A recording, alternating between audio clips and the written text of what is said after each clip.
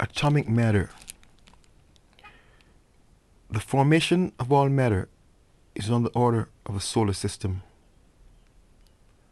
There is at the center of every minute universe of energy, relatively stable, comparatively stationary, nuclear portion of material existence.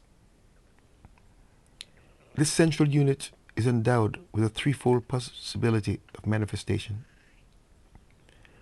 Surrounding this energy center, there whirl in endless profusion, but in fluctuating circuits, the energy units which are faintly comparable to the planets encircling the sun of some starry group like our own solar system. Within the atom, the electrons revolve about the central proton with about the same comparative room the planets have as they revolve about the sun in the space of a solar system. There is the same relative distance in comparison with actual size between the atomic nucleus and the inner electronic circuit as it exists between the inner planet Mercury and your sun. The electronic axial revolutions and their orbital velocities about the atomic nucleus are both beyond the human imagination, not to mention the velocities of their component ultimatons. The positive particles of radium fly off into space at the rate of 10,000 miles a second, while the negative particles attain a velocity approximating that of light. The local universes are of decimal construction. They are just 100 distinguishable atomic materializations of space energy in a dual universe. That is the maximum possible organization of matter in Nebadon. These 100 forms of matter consist of a regular series in which from 1 to 100 electrons revolve about a central and relatively compact nucleus.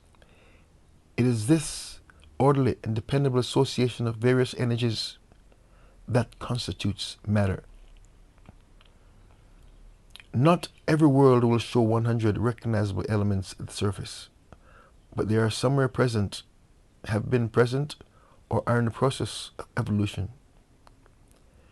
Conditions surrounding the origin and subsequent evolution of a planet determine how many of the 100 atomic types will be observable. The heavy atoms are not found on the surface of many worlds. Even on Urantia, the known heavier elements manifest a tendency to fly to pieces, as is illustrated by radium behavior.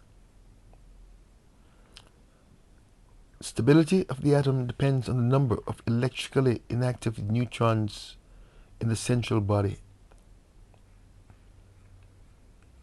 Chemical behavior is wholly dependent on the activity of the freely revolving electrons.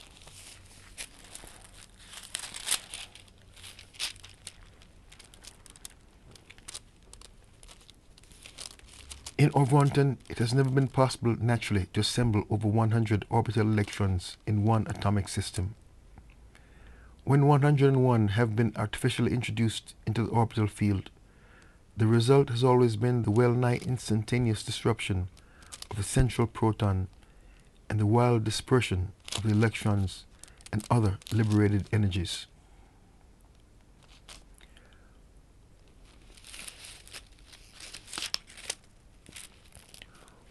While atoms may contain from 1 to 100 orbital electrons, only the outer 10 electrons of the larger atoms revolve about the central nucleus as distinct and discrete bodies, intactly and compactly swinging around on precise and definite orbits. The 30 electrons nearest the center are difficult of observation or detection as separate and organized bodies.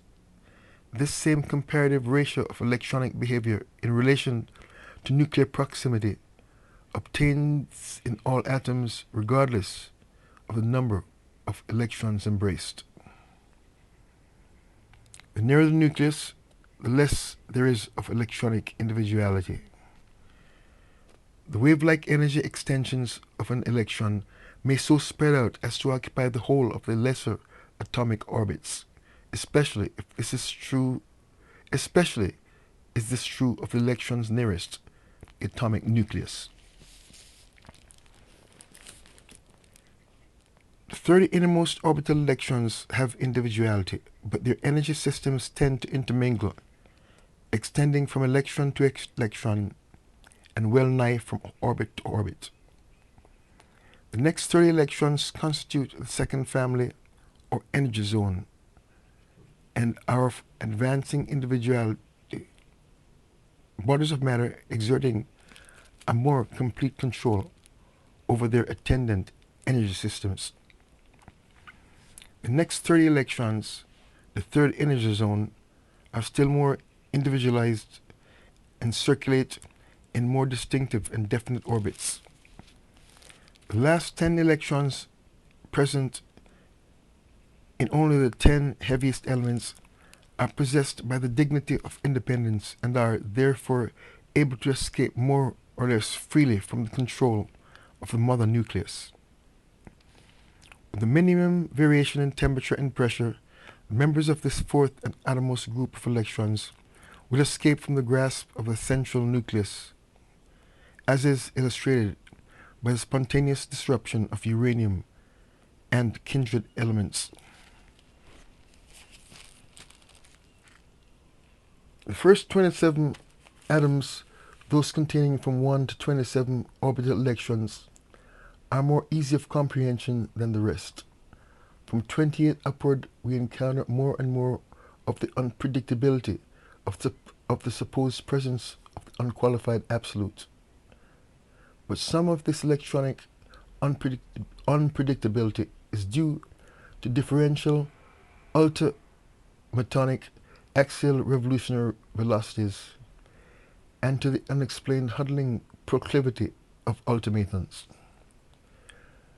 Other influences, physical, electrical, magnetic, and gravitational, also operate to produce variable electronic behavior.